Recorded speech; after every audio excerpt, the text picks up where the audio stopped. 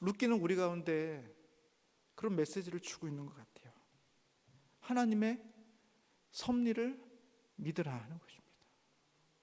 온통 사방이 다 어둠이고 절망이고 손에 잡히는 희망은 아무것도 없고, 그래서 절망으로 갈 수밖에 없는 시대를 삶에도 불구하고, 그래서 아무리 둘러봐도 우리 중에 이것을 극복할 만한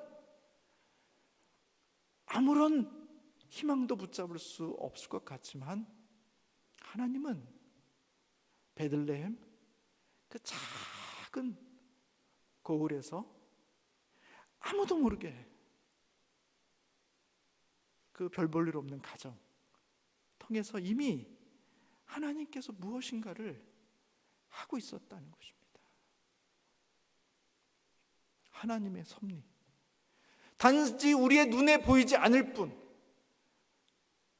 언론에 나오지 않고 신문에 나오지 않고 우리의 뚜렷하게 눈에 보이지 않기 때문에 없는 것처럼 여겨졌지만 아니라는 거예요. 하나님은 우리의 눈에 보이지는 않지만 이미 작은 어떤 곳에서 이 시대를 새롭게 할 만한 인물을 빚어 가시고 계시더라는 것이죠. 하나님의 섭리를 믿는 것입니다. 두 번째는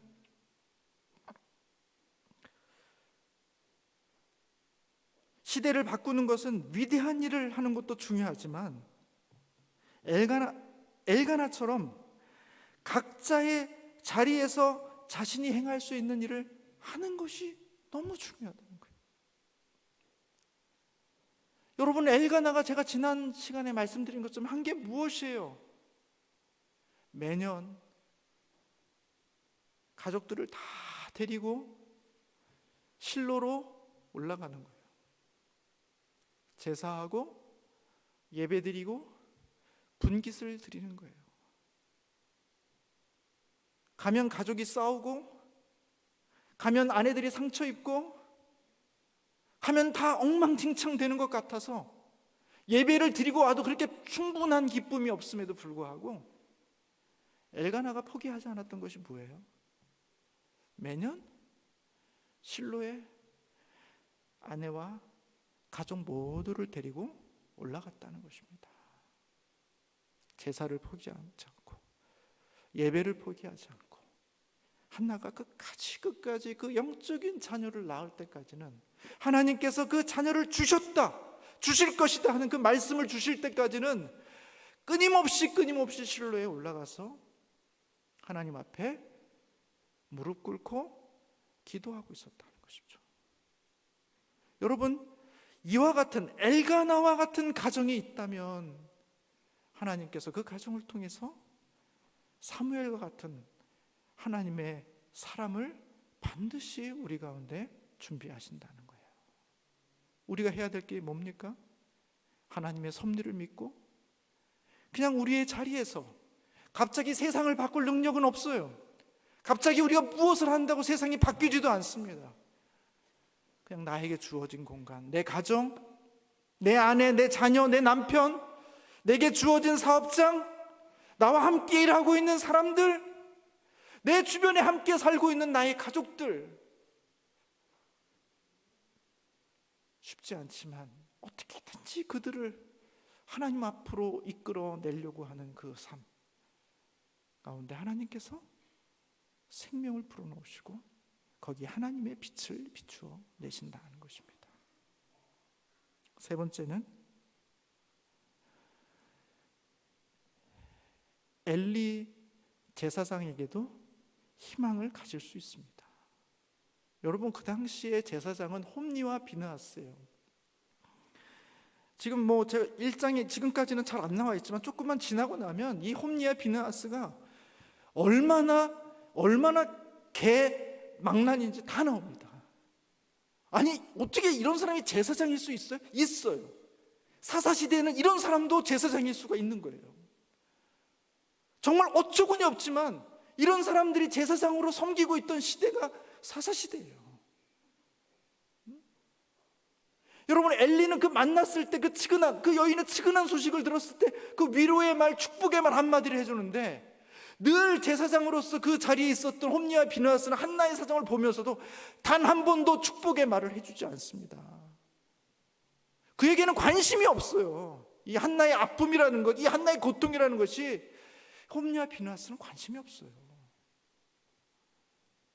여러분, 한나가, 엘가나가 가서 성전에 가서, 아니 성전이 아니라 그 실로에 올라가서 뭘 보는 거예요? 야, 저런 것도 제사장이라고 내가 여기 제사를 드려야 되나? 저런 제사장이 섬기고 있는 이런 제사를 드리는 게 과연 의미가 있을까? 과연 이 예배를 하나님이 받으실까? 그런 절망적인 시대예요.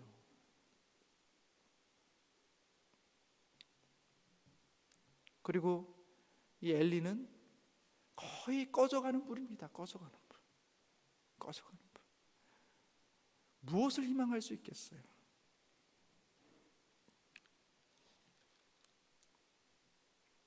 그런데 참 재밌는 것은 사무엘상 3장 3절에 보면 이렇게 표현되어 있어요. 하나님의 등불은 아직 꺼지지 아니하였으며 사무엘은 하나님의 궤에 있는 여호와의 전 안에 누웠더니, 이렇게 되어 있습니다. 여러분, 다 꺼진 것 같은데 꺼지지 않은 불이 있어요. 여러분, 엘리 제사장 그렇게 매력적이고, 와, 저 사람에게 무슨 하나님의 능력이 임할까라고 생각할지 모르지만, 하나님은 아직 꺼지지만 않았다면, 아직 희미하게 정말 바람의 위태로운 불일지 모르지만 꺼지지만 않았다면, 하나님은 그 엘리 제사장을 통해서도 하나님의 놀라운 기적과 같은 일을 행하신다는 것입니다.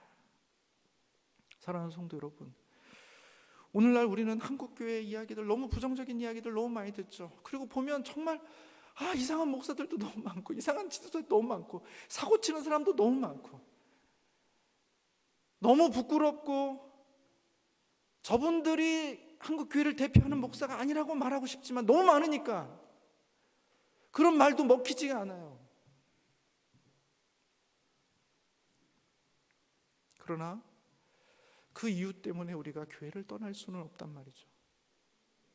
그 이유 때문에 이 교회 안에 있는 하나님의 아직은 꺼지지 않은 주님의 불같은 존재들, 물론 강력한 불은 아닐지 모르지만 아직도 이 교회를 다시 살려낼 수 있는, 이 시대를 새롭게 다시 한번 일궈낼 수 있는, 그래서 하나님의 통로로 사용될 수 있는 엘리와 같은 하나님의 종들이 있는 한